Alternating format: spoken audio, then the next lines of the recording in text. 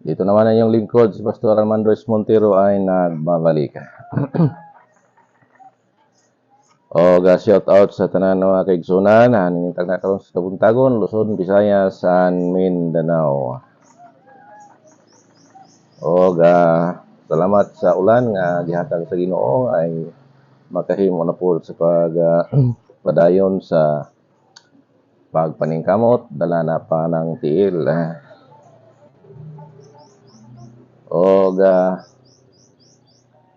Ugmang adlaw mo ay Lord Supper sa Covenant Christian Baptist Church diri sa Dimapako.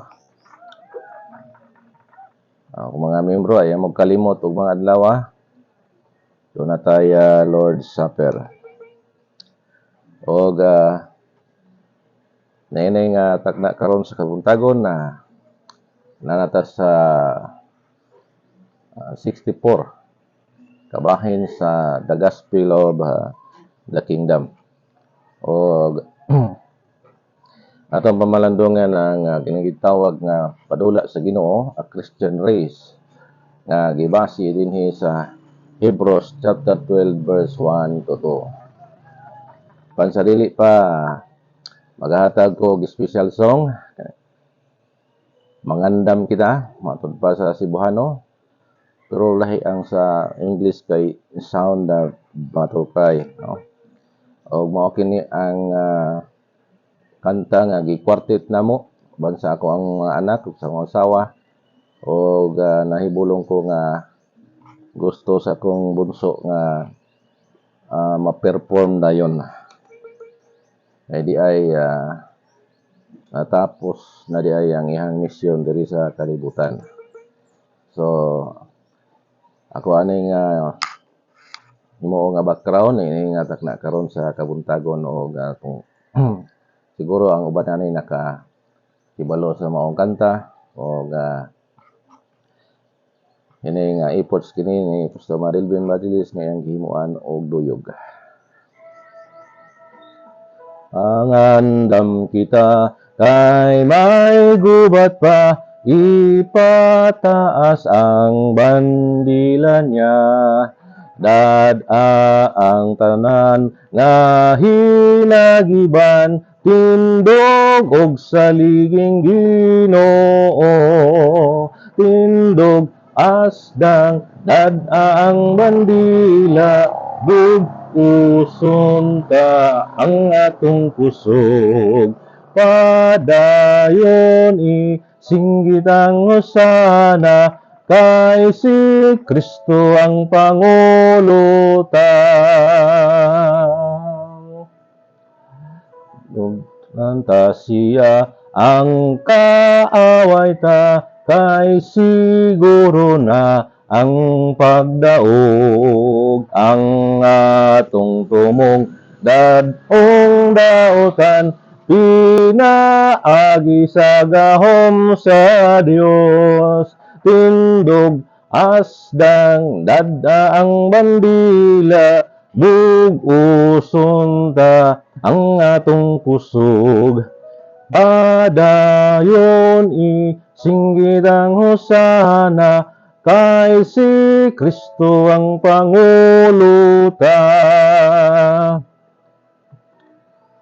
O Dios sa tanan, pamati na og sa grasya mo, puna kami, kun matapos ng pagtigbugno ta, purong-purong kami, Jesus, tindog asdang dada ang bandila, buguson ta ang atong kusog, padayon singgit ang hosana, kay si Kristo ang Pangulo ta.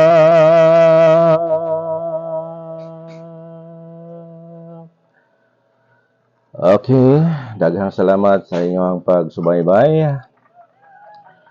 Dili na ta maglangan ni galay gison, madto na kita sa pagpadayon sa pagpamalandong o pag-meditate sa pulong sa Ginoo. Gatong subay-subayon ang mga strategy, paano ta nga mudaog samtang muasdan kita sa pagpakigbugno diha sa natad nga Kristohanon nga lumba hingala igsoon. So magabasa na ta diri sa wala nga kasulatan dinhi sa Hebrews chapter 12 verse 1 to 2. Wherefore seeing we also are compassed about with so great a cloud of witnesses, let us lay aside every weight and the sin which that so easily beset us, and let us run with patience the race that is set before us.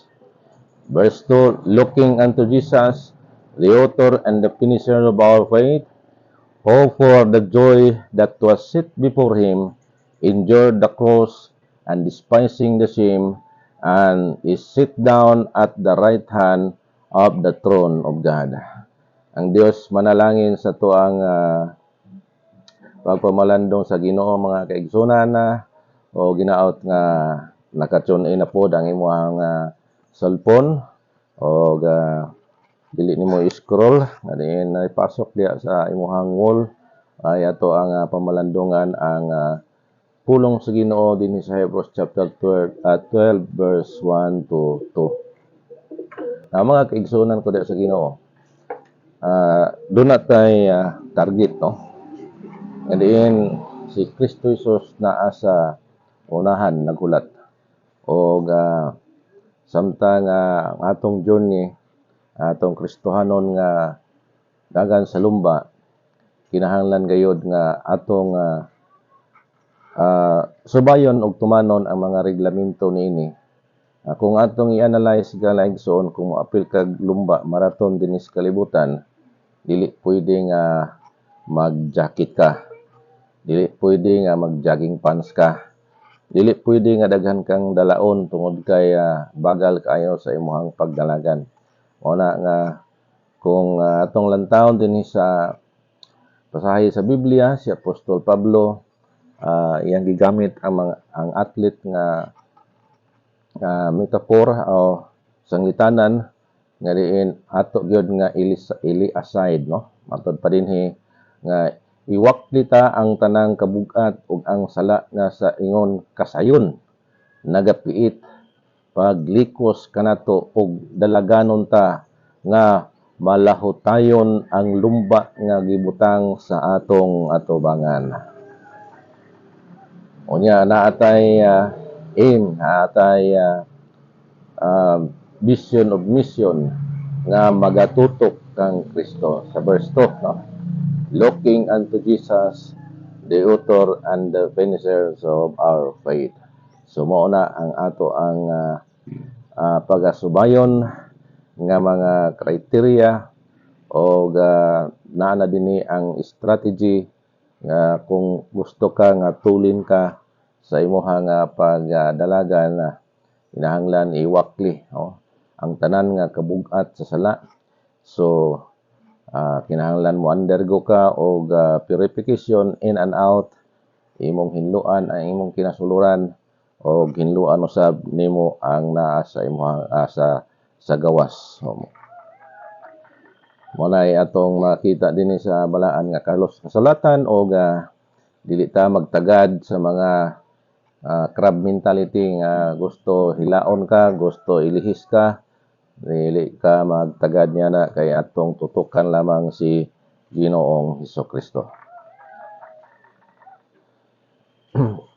Kay si Ginoong Hesukristo naa sa unahan nagahulat, disentro sa pasalig sa karaan nga tugon matud pa sa Genesis chapter 15 verse 1. After these things, the word of the Lord came upon Abram in a vision, saying, Fear not, Abram, I am thy shield and thy exceeding great reward.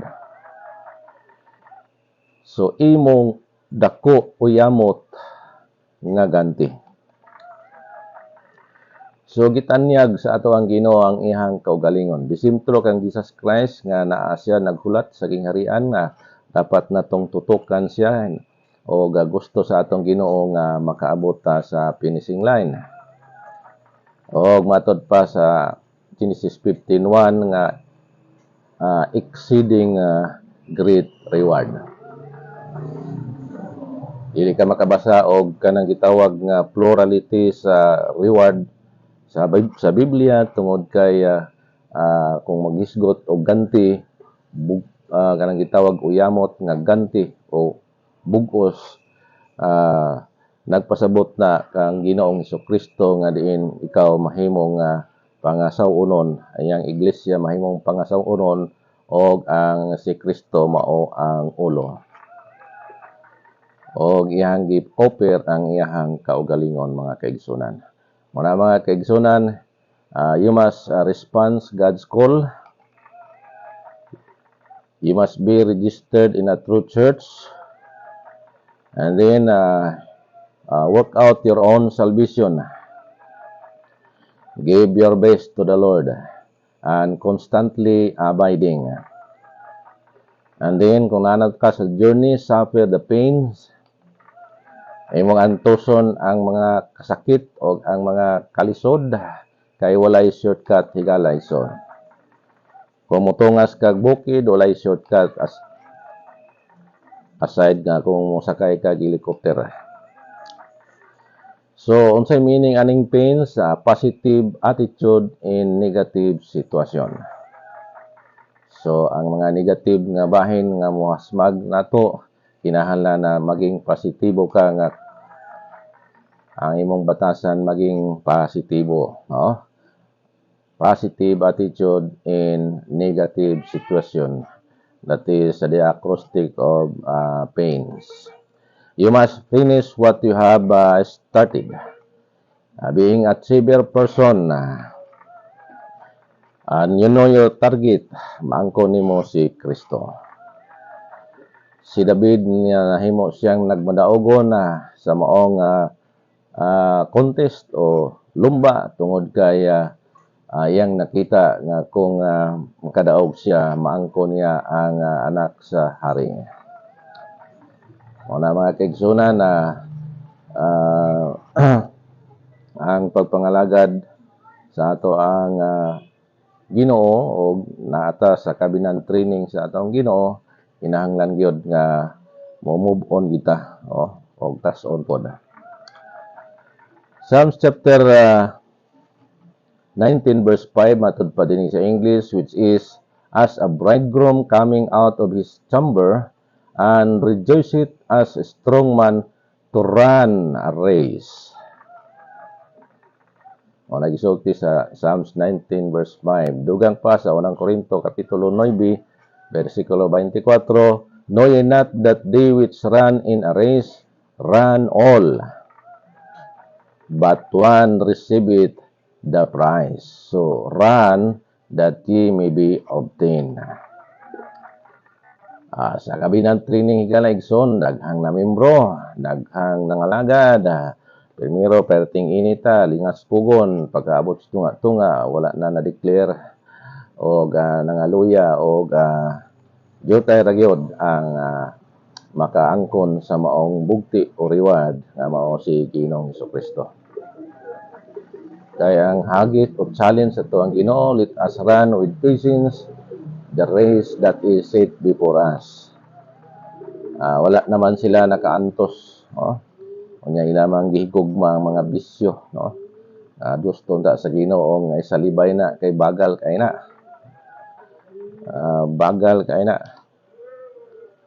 Mulang gigon sa English, let us lay aside every weight and the sin which doth to easily beset us.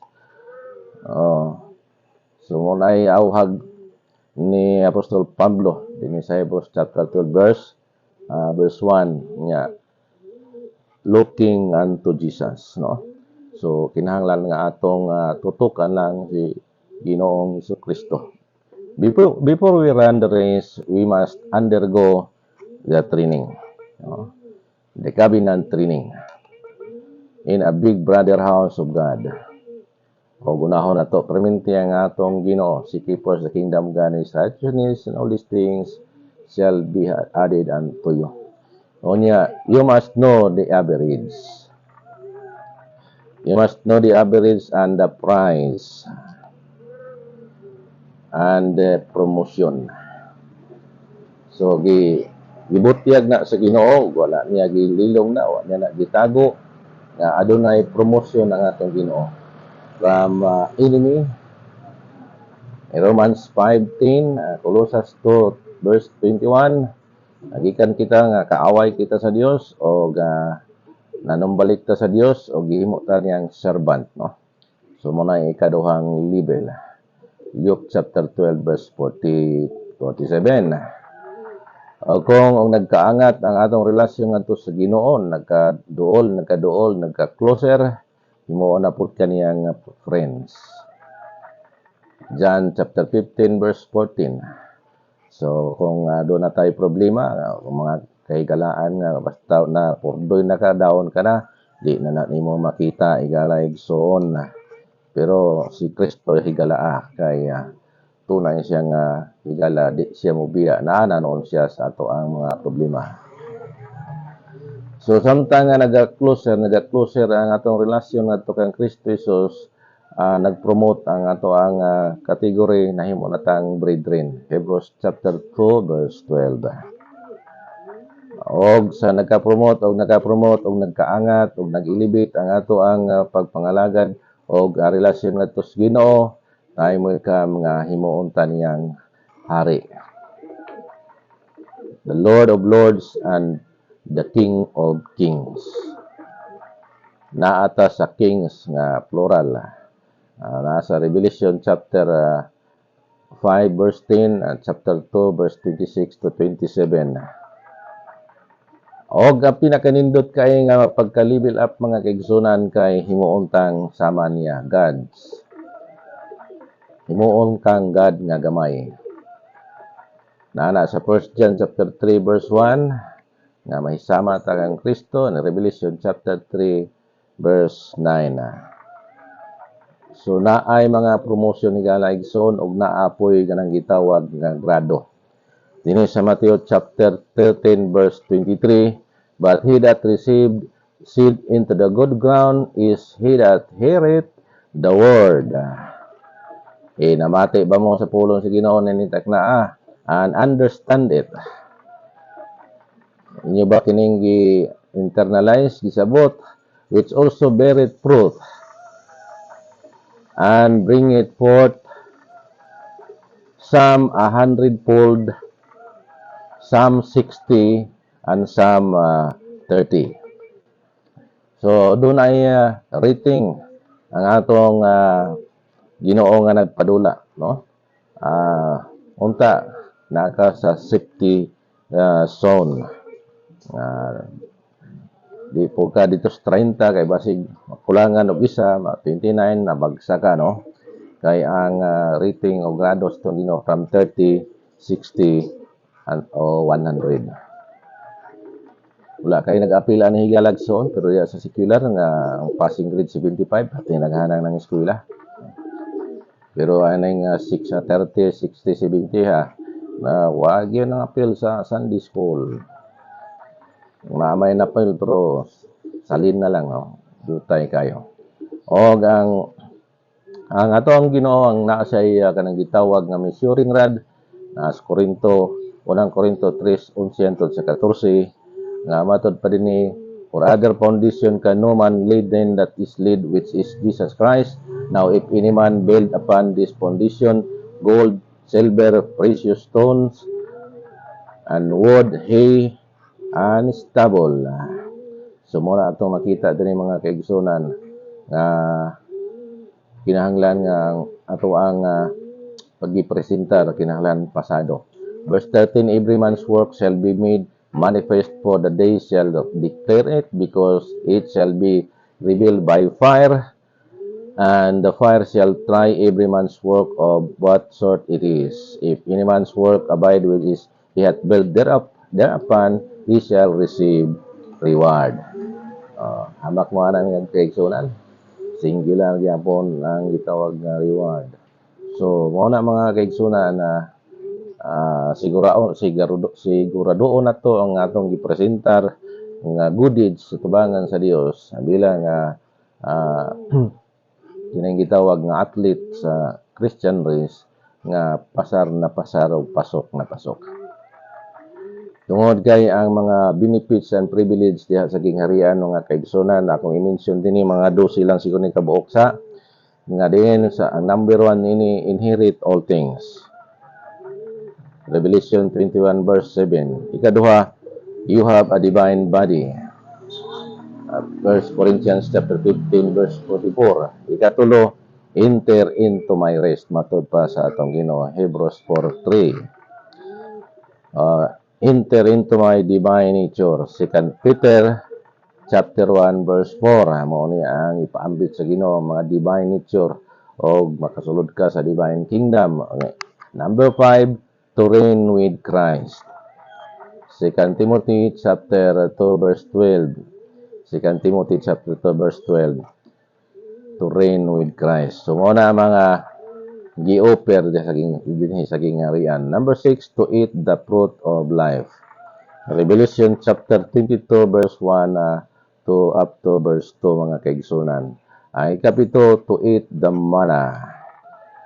Na ay pagkaon sa Ginoo nga mga mamon, no? Revelation 2 verse 17, Psalms 78 verse 24 to 25.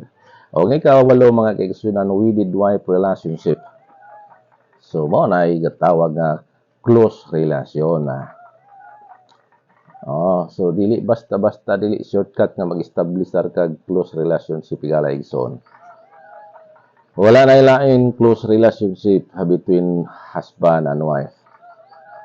Revelation 19 verse 7 up to verse 8 nga diin na ay marriage supper of the Lamb. Number 9, to have abundant life forever. John 10:10. Yan si Kristo, kay nagdala siya o nag-offer siya sa abundansya nga kinabuhi. Number 10, to reach the fourth heaven. Yes, no? Matod pa sa uban higala igsoon, dili daw ta magpalabi daw kuno pagkamatinumanon kaya basig malapas daw tas mga kalangitan kumustaha dayon higala igsoon kay maabot tag fourth heaven, that is the abode of God. Ug ang ika-11, to be like Him. 1 John 3:2, no? May sama ta kang Kristo. So daghang mga kanta niya na, no? Nga nabuo na nga mahisama ta kang Jesus Christ. Na divine body si Jesus Christ, ihaputang tagaan og divine body. Og the last but not the least, ika-12, Jesus is my reward. So niyan ang punto mahimo na natong bugti o ganti si Ginoong Kristo. Ug ato na siyang naabot, ug ato na siyang mato pa ni Kristo. Welcome sa akong gingharian. Nga diin na ay magsulod gawas sa iyang gingharian ug naapoy mag-retain ug ang iyang gingharian higala igsoon na 2,400 kilometers square. Ang gitas-on sa iyang pader 1,500 miles o gitranslate ni sa kilometer 2,400 kilometers. Og i-byput ni mo ni 12,000 foot long ang gitas-on siyang kining wall og ang gilapdon ini managsama higalagson. Mura ba siya kanang cube. So hamak mo niya na taas kayo og transparent glass ni higalagson. Makita ang nakadaog na naa sa sulod mo nang dako niya kayong pagmahay. Ang kadtong ni appeals cabinet og wala ni padayon. Atong ni salang sa cabinet training unya ni surrender. Perting luuya higala igsoon. Ang gingharian sa tong Ginoo sa naginapo sa tong mensahe, no need of the sun, Revelation 21 verse 23. Di wala na pulos ang adlaw, no? Remembrance na na sigaw skillet ibutang sa Ginoo kay ang himaya sa Ginoo mo ay nagadanag sumala sa Revelation 21:23. Ang bag-ong Jerusalem mga kaigsunan ipakanaog sa bag-o nga kalibutan og aduna ni 12 gates. Ang gate ani perlas, no? Og ang street ani pure gold. So ang pinindota mga kaigsunan. Yung unang mabasa sa Revelation chapter 21 verse 21. Og ang wall nini mga kaigsunan, grabe ni ka precious jasper wall, no? Verse 11 jump to sa verse 18. Og ang syudad mga kaigsunan, ang syudad sa maong gingharian sa Ginoo is transparent glass. Verse 21 mo jump sa verse 18 sa Revelation chapter 21. So ingon ni ana kag galanti mga kaigsunan ang gingharian sa tong Ginoo. Unya na ato didto si Ginoong Kristo naghulat og looking unto Jesus, the author and the finisher of our faith. So atong pangitaon gyud ang tinuod nga nagpadula nga dili lang puros bla bla bla bla, nga dili pod founder ang dili pod tao ang founder niini kay pastilan tanawa na kang kibuloy karon puros pasalig gamit ang pulong sa Ginoo niya asa naman no antod nga giangko na niya ang papel ni Kristo ug astila na perting paita kay gi-attack na sa duha ka batalyon nga mga sap sa kini sa Davao karon no. So nga naman kay dakong sala niya kay di magninyo kaduhang sala iyang giangkon ang papel sa ato ang Ginoo. So ayaw gid mo dili gid nato na himuon nga ang kuno nato o mupuli ta sa dapit ni Kristo. Ay gani si John Lennon igo lang niingon we are more popular than Christ. Tigok dayon no, gi-snipe dayon. Si Herodes nga iya giangkon usab ang sa side sa Ginoo buhi pa siya gikao na sa ulod. No? Ato gyud ihatag kanunay ang kanang gitawag the glory and the honor na alang gyud sa ato ang Ginoo. Nag-iisa ang atong Ginoo si Ginoong Kristo. Dili na dapat pulihan kay kung mupuli ka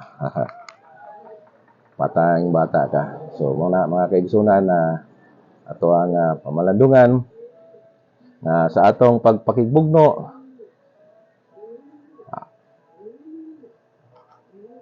ipadayon gyud. Kristong Pangulo ta, O Dios sa tanan pamakina og sa grasya mo pun-a kami kun matapos ng pagkibugno ta purong-purong kami Jesus tindog asdang dad-ang bandila bubuson ta ang atong kusog padayon singgit ang hosana kay si Kristo ang Pangulo ta. Okay, daghang salamat sa inyong pagsubaybay o sa pag-like o pag-share igaling son hanggang sa muli magkita-kits tayo kay wala na ko'y igong panahon. Ini inyong ubos nga lagad si Pastor Armando S. Montero. Manamilit kaninyo. God bless your heart.